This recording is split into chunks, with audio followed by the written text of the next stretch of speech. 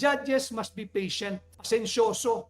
Hindi dapat maging pasyente. Dapat ang judges ay dignified, hindi barumbado, hindi arogante, hindi hambugero. Hindi ito radio program. What's up mga kababayan, PH Trending Hero. Dito sa video natin ngayon ay ating panoorin o pakinggan si Atty. Vic Rodriguez. Masyado ng desperado, no? Hindi lang itong prosecution, kundi itong mga bendalo senators, kamukha ng Tulfo Brothers di umano, na kung saan galing kay Atty. Vic, no? Na gusto nilang gawing 12 na lamang ang botohan upang makonvict si VP Sara at matanggal sa pwesto. Pero 2/3 ang kailangan mga kababayan. 16 votes ang kailangan para tuluyan ng mapababa sa pwesto itong si VP Sara Duterte na siya namang inaayawan, no, ng mga bendalo senators at prosecution. Pero bago ang lahat, huwag niyo po sana kalimutang mag-like at subscribe para updated ka sa mga uploads ko araw-araw. At yun na nga no mga kababayan, dagdag pa rito na hindi may uwasang sabihin ni Atty. Vic Rodriguez na di umano ay ginagawang radio program, no, ng Bendalo Brothers ang loob ng korte na kung saan pinapahiya nila, no, ang mga witness at kala mo para sa Pilipino di umanong mga ito, pero ang katotohanan may interest sila na labanan ang mga Duterte pagdating sa presidential at vice presidential election. Naku naman talaga, kung kaya naman hindi ko na patatagalin pa, heto na ang buong video. Ngayon naman, pag-usapan din natin ang senator judges individually. They are also undergoing trial. They are also under scrutiny. They are also under yung microscope ng publiko. Sila'y sinusuri, sinusukat, tinitimbang. At nakita natin kung paano maging bastos ang isa o kalahati ng Bendalo Brothers, kung paano niya bastusin at tanggalan ng dignidad, pahiyain ang isang testigo na ang kasalanan lang naman ipinatawag siya bilang testigo diyan sa Senado. Yan yung kalahati ng Bendalo Brothers. Yung mga Bendalo Brothers, kilala naman ninyo yan sa kanilang mga programa, kunwari kakampi ng mga inaapi. Nakita naman ninyo kung paano walang hiyain yung pagsasalita ng isang Bisaya. Yung ating mga kababayan at nanonood at sumusubaybay sa Visayas at ganun din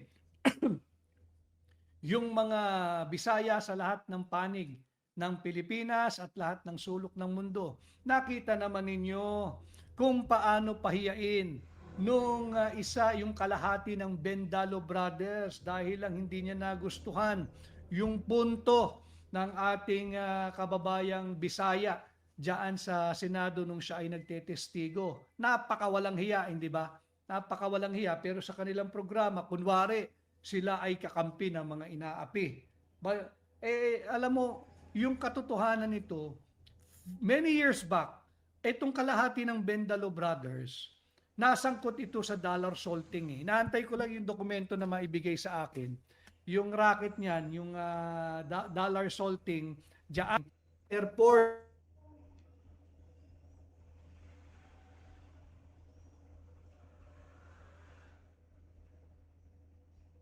hindi natin nakakalimutan yan. Yung dollar salting na kalahati ng Bendalo brother, ginawa yan nung siya ay reporter pa lamang.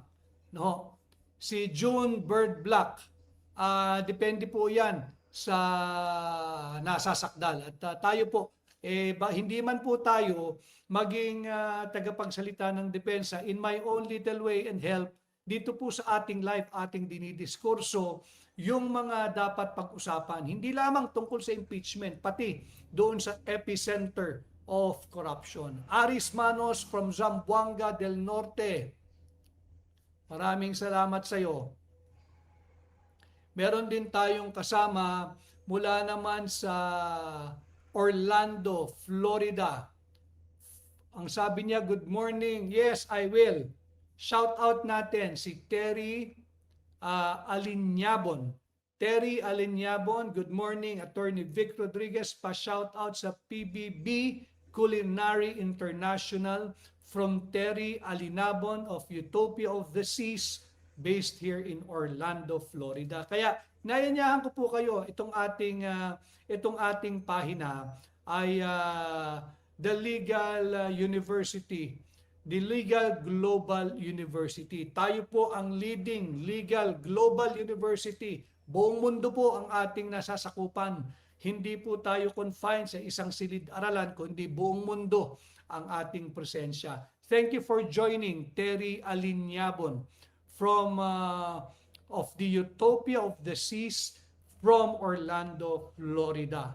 Meron din tayong kasama. Ito, ikasama rin natin, nadadagdagan yung mula sa Valenzuela City. Meron din from Alberta, Canada. Mabuti naman ako. Sana'y nasa mabuti din kayo dyan sa Alberta, Canada. Gonzalo Ortsac Velasco. Gonzalo Castro Velasco from Alberta, Canada. Kasama din natin si Juans from Cebu. Si Vivian Guling from Shanghai. Si Catherine from Japan. So makikita ho ninyo yung distribution ng ating mga audience. Buong mundo po tayo. Sama rin natin from Singapore. Sabi ni Robert Malolos, may God bless you too, Robert Malolos. I hope to be back there in LA, USA soon. Mabisita ko rin yung aking mga kapatid na nariyan. Sana mabigyan ng pagkakataon. I am Cecilius. Si Victoria Santos from Seattle, si Victoria Santos. Nanonood din siya, galing naman ito sa Amerika.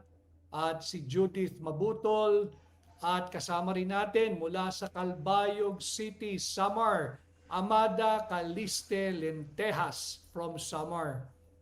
Yung iba, babatiin din natin mamaya. No? So, tuloy naman tayo doon sa mga nagiging pag-uugali o behavior ng mga senator judges.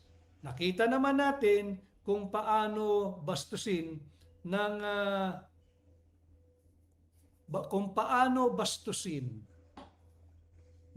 mga Bendalo boys, Bendalo brothers, yung mga testigo. Paul yan.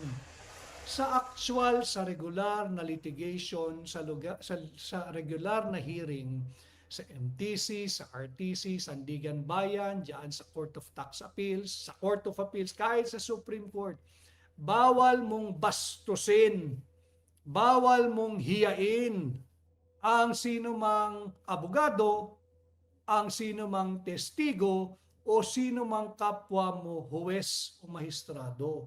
Pero nakita natin, ang senator judges, mga kababayan, they must contribute to the establishment and strengthening of the rule of law.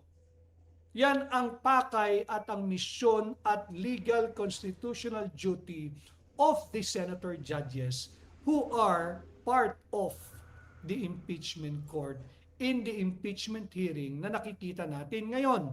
They should help in strengthening and contributing in the furtherance and establishment and enrichment in enriching the rule of law.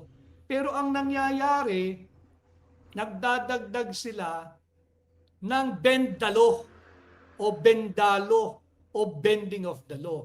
Hindi natin ito dapat hayaan. Itong Bendalo brothers, kung makaasta, kaala mo napakarunong.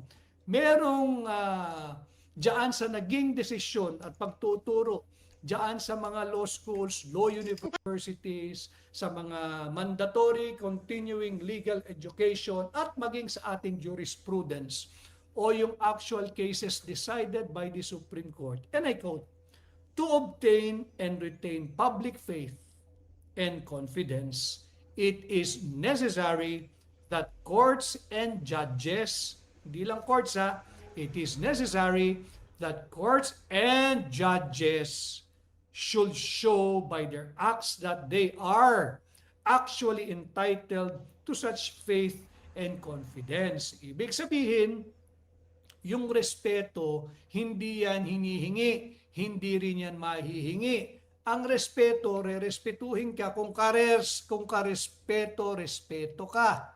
Pero kung nambabastos ka ng testigo, anong asahan mo? Kagiliwan ka ng mamamayang Pilipino. At sinasabi rin bilang minimum qualification at minimum decorum ng mga huwes. Kasali rito ang senator judges. Dapat sila ay honorable. Dapat sila ay competent. At dapat sila ay independent. Tanong, yung tawagin mong stupido ang isang testigo, yan ba ay isang honorable, competent, and independent attitude and character of a judge? Baka pwedeng i-opinion ni Pambansang Dalaga yung ating question of the day. Yung ginawa bang pambabastos o pangtawag ng stupido ng kalahati ng Bendalo Brothers, yan ba ay dapat tularan? Yan ba ay dapat hangaan? Yan ba ay isang tamang pag-uugali ng isang senator judge? No? So again, pati yung senator judges dito ay under scrutiny, undergoing trial. At nakita natin, una hiniya yung isang testigo dahil may punto, Bisaya, at pinagtawanan nung kalahati ng Bendalo Brothers. Bumira naman itong isang Bendalo Brother, yung kalahati. Ayaw magpaiwan, ayaw magpatalo. Tinawag na stupido yung isa sa mga testigo. At ano raw sila ay blind loyalty. Siguro kinakailangan mong magsuri ng iyong sarili. Lahat yun ay akma upang isalarawan kung ano ang pagkatao mo sa pananaw ng higit na maraming Pilipino. Yung iyong inaakusa na stupido, 100 beses ang balik sa'yo. Yung inaakusahan mong blind loyalty, 1,000 ulit ang balik sa'yo. So maganda rin na under scrutiny, intense scrutiny, itong mga senator judges. Ang mga judges ko kasi, sa regular courts, nandyan din yan, sa Code of Professional Responsibility, pati sa Judicial Ethics, nandyan yan. Ang judges dapat maging patient, pasensyoso, hindi dapat maging pasyente. Yung tawagin mo na stupido, ang isa sa mga witness na nariyan is, ano po yan babala na yan sa publiko na tila merong diferensya yung senator judge na gumagamit ng mga ganitong maanghang na salita na walang puwang sa isang formal na paglilitis kagaya ng ginagawa diyan sa impeachment trial laban kay Vice President Inday Sara Duterte. Judges must be patient, pasensyoso, hindi dapat maging pasyente. Baka due na yan ipasok, ipatingin sa mga nagsusuri ng tamang pag-iisip.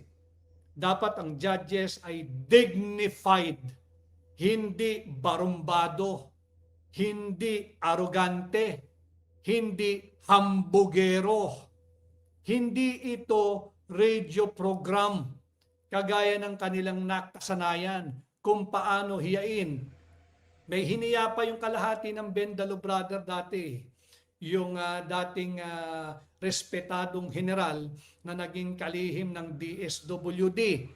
Bira ng bira, tira ng tira, hiyain, tinanggalan ng dignidad yung tao, hindi niya kilala, respetado, mahal at ginagalang pala ng mga sundalo, retirado at aktibo. Anong nangyari? Di atras siya. Ganyan din ang nangyayari ngayon.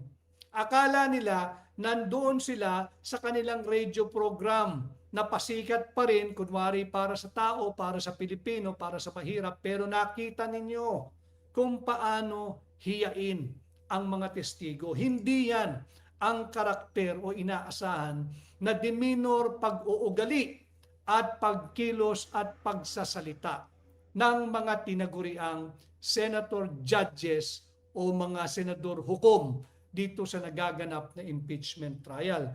Judges must be patient, dignified, and courteous. Ating topic ngayong araw, desperado na ang prosecution. Kitang-kita naman dahil nga 2 months into the trial, itong sham trial, itong budol na aligasyon laban kay Vice Presidente Inday Sara Duterte, wala pa rin naipapakitang smoking gun.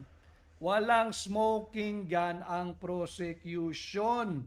Wala silang maipakita kahit man lang sana simpleng acceptable or tolerable theory. Yung baka pwede nang paniwalaan. Kahit yun man lang, baka pwede nang paniwalaan na teorya.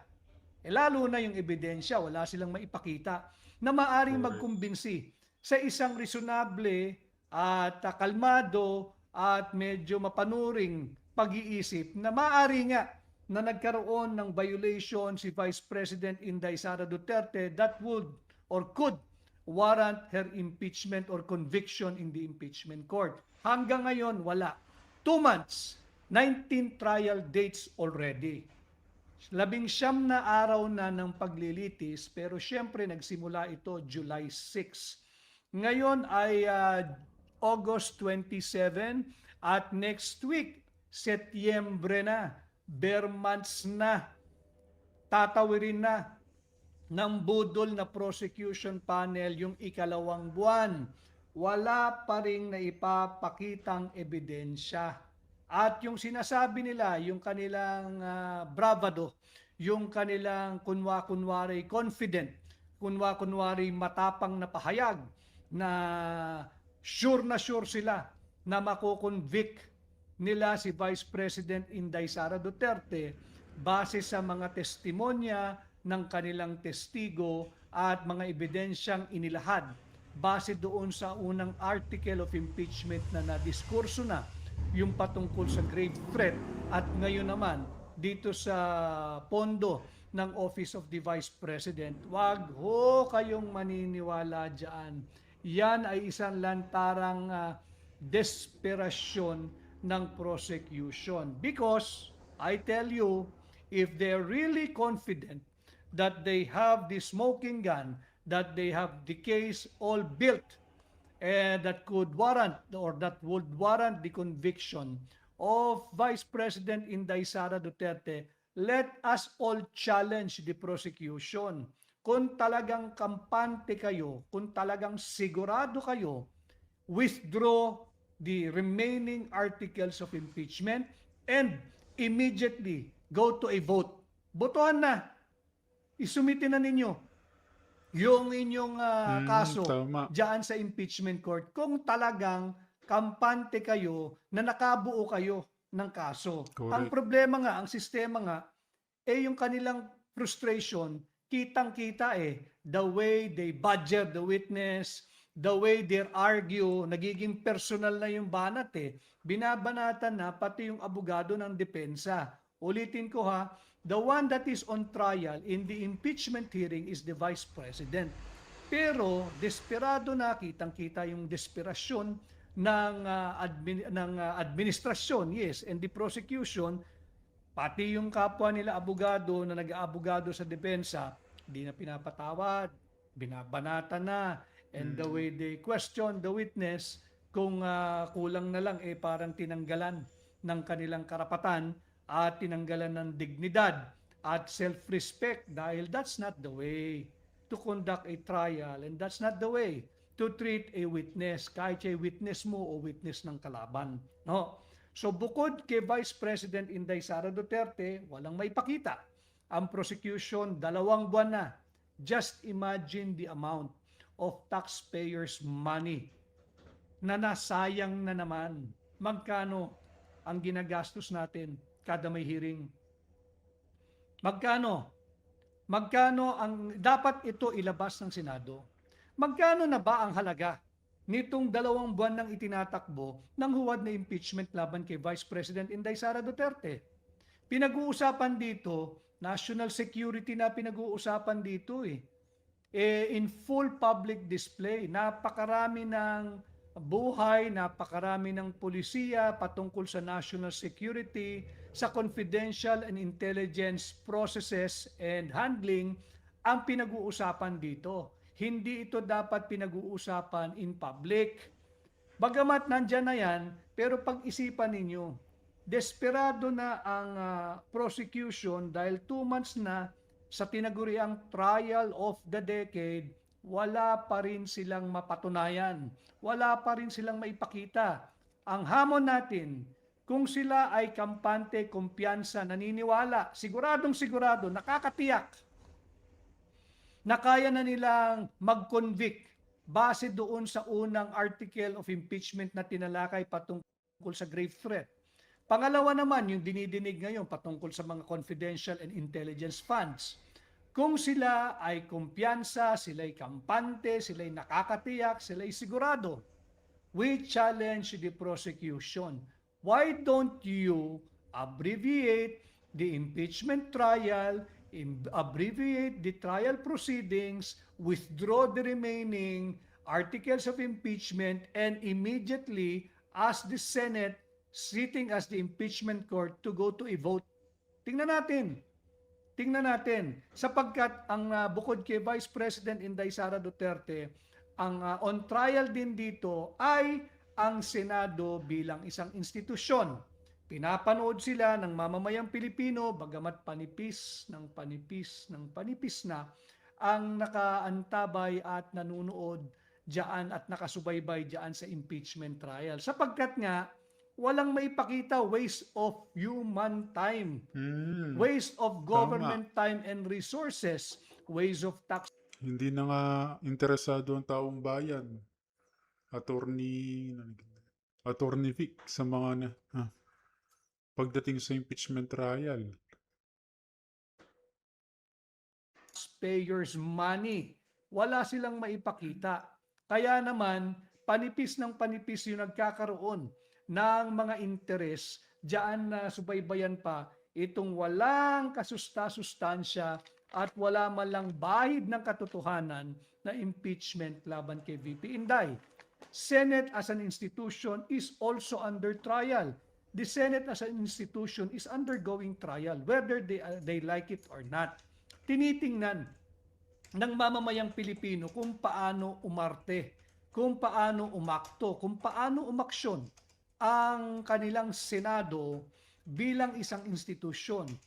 Ay kagaya ng aking nasabi, sa simula pa lamang sa aking legal na pananaw, bagsak na agad, bangkarote na agad ang kredibilidad ng impeachment court. Bakit kanyo? Paanong hindi babagsak?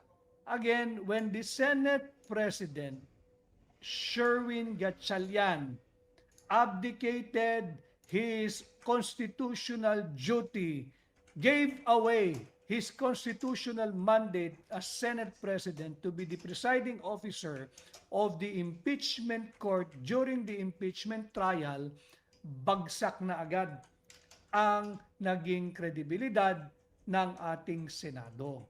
Tinanggap ito ni Chis Escudero bilang presiding officer.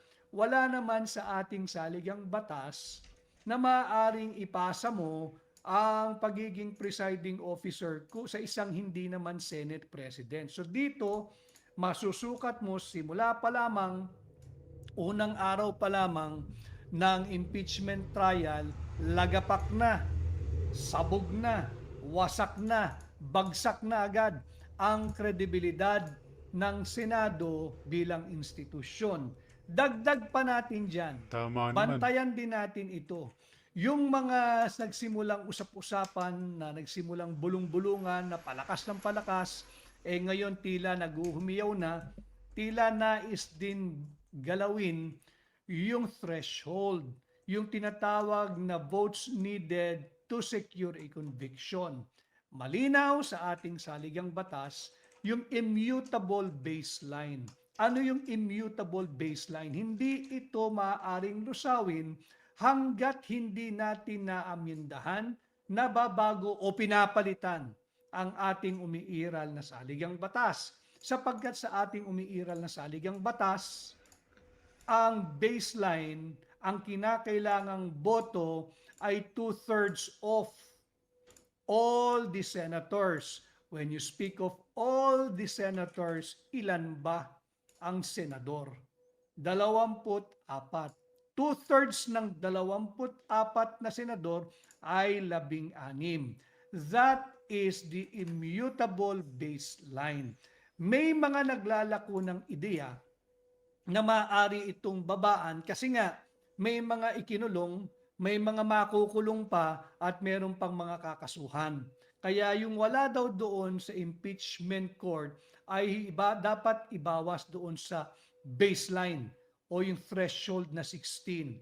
Yun po ay isang classic exhibit, classic display, classic example na naman ng Bendalo. Yung Bendalo. Andyan yung Bendalo Brothers eh. Palitan na natin ang pangalan niya, si Bendalo Brothers. Yan yung mga nagtutulak na baluktutin ang ating saligang batas. Incidentally, I have met my very, very good friend, si Glenn. Si Glenn, wag na natin banggitin yung buo niyang pangalan sapagkat si Glenn ay nariyan pa sa naglilingkod sa pamahalaan. Alam naman natin, pagka nakitang kasama ni Atty. Vic Rodriguez na road tag, baka parusahan pa ito ng walang kasalanan. Si Glenn ay isang opisyal ng ating pamahalaan at siya ay law student. Sa kanilang paaralan, talagang natatawa na lang at pinag-uusapan in whispers ng mga law professors at ng kanyang mga kapwa estudyante na talagang nakakasuka na kung paano bali-baliin ang ating saligang batas. Ibang-iba doon sa mga itinuturo sa kanila sa law school. Ibang-iba doon sa kanilang inaaral, sa kanilang rini-review, sa kanilang parte ng discussion at recitation bilang mga law students. Kasi nga, tinutulak yung Bendalo. So dapat bantayan natin malina yung pag-abdicate o pag-alis o pagsuko o pagbibitiw o pagtalikod ni Senate President Sherwin Gatchalian sa kanyang constitutional solemn duty to be the presiding officer of the impeachment court. Mali na yan. Unconstitutional na yan. Kaya questionable lahat ng naging desisyon at ruling at disposition ng kasalukuyang presiding officer na si Chis Escudero. Bakit? Wala siyang otoridad eh. Wala siyang otoridad sa ilalim ng ating saligang batas. Wala rin siyang otoridad sa ilalim ng nauna nang naaprubahan ng Rules of Procedure ng Senado pagdating sa impeachment case na kanilang dinidinig ngayon. At lalong babagsak ang kredibilidad ng Senado bilang institusyon muna kapag pinakialaman nila yung aking sinasabing immutable baseline. Immutable baseline para makuha mo yung 2/3 threshold o yung 2/3 yung bilang. Ilan ba yung 2/3 ng Senado? Yung immutable baseline. Ang immutable baseline, yung 24. Yan ang gagawin mong baseline para makuha mo yung 2/3 para ikay magkaroon ng conviction. Ang 2/3 na hinihingi ng ating saligang batas ay 16. Hindi 15, hindi 14, hindi 13, hindi 12. Ang hinihingi ng saligang batas ay 16 to secure a conviction against any impeachable officer. 2/3 of 24 is 16. What is the basis of 24? Our Constitution. Sapagkat malinaw doon, para makuha mo yung 2/3 na kinakailangan, ang yung gagamitin baseline na bilang ay yung lahat ng senador. Pag sinabing lahat, walang condition, walang exception, walang kolatilya. All senators, that is 24. So malinaw yan, kaya bukod kay Vice President Inday Sara Duterte, ang undergoing public scrutiny, very, very intense public scrutiny is the Senate as an institution. How they go about with the clear dictates of our Constitution that the threshold to warrant a conviction is 2/3 of 24. It is not 2/3 of 23. hindi rin 2/3 of 22, hindi rin 2/3 of 21, or 2/3 of 20. Hindi ho. Alam yan ng mga abogado, ng mga law school deans, ng mga law students. Alam yan. Basta't hindi ka panatiko, hindi ka bahagi ng Bendalo Brothers, malinaw sa iyong pag-iisip na ang 2/3 ng 24 ay 16. Ulitin ko ha, ang 2/3 na hinahanap, 2/3 ng 24. 2/3 ng 24. Hindi 2/3 ng 23, 22, 21 o 20. Hindi o. Malinaw sa Constitution, 2/3 ng 24. At yung 2/3 ng 24, Tama. 16. Hindi po 15. Hindi katanggap-tanggap yun. Hindi 14, hindi 13, hindi 12. Kaya desperado yung prosecution.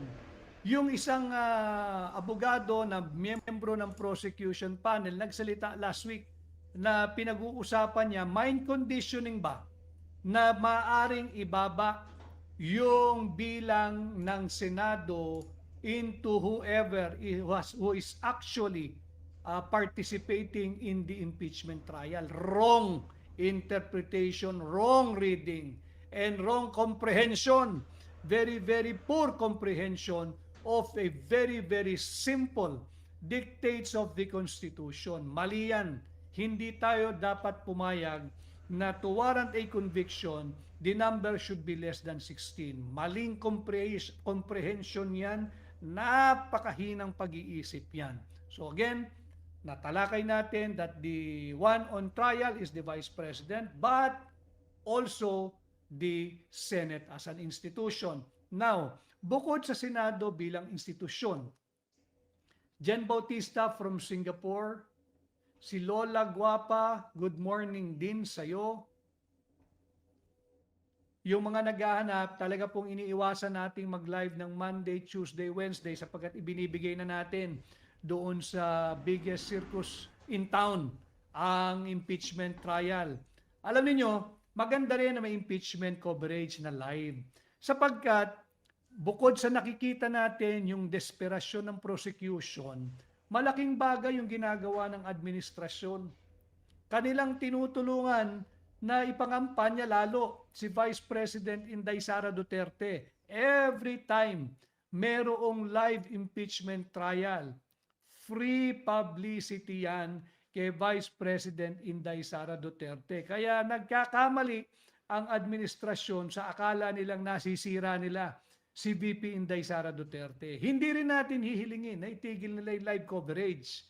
Sabi nga di ba, diyan sa Art of War, huwag mong gambalain ang iyong kalaban habang siya ay nagkakamali. Hayaan mo lang siyang patuloy na magkamali sapagkat nagbebenepisyo ka. Yan ang nangyayari ngayon. Every time people talk about the impeachment trial, ang nangyayari ay kabaliktaran. Sukang-suka sila dahil nga sa desperasyon ng prosecution. Correct. Tinalakay natin, it is not only the Vice President Inday Sara Duterte who is Tama, no? undergoing trial here. The Senate as an institution, which I have just discussed,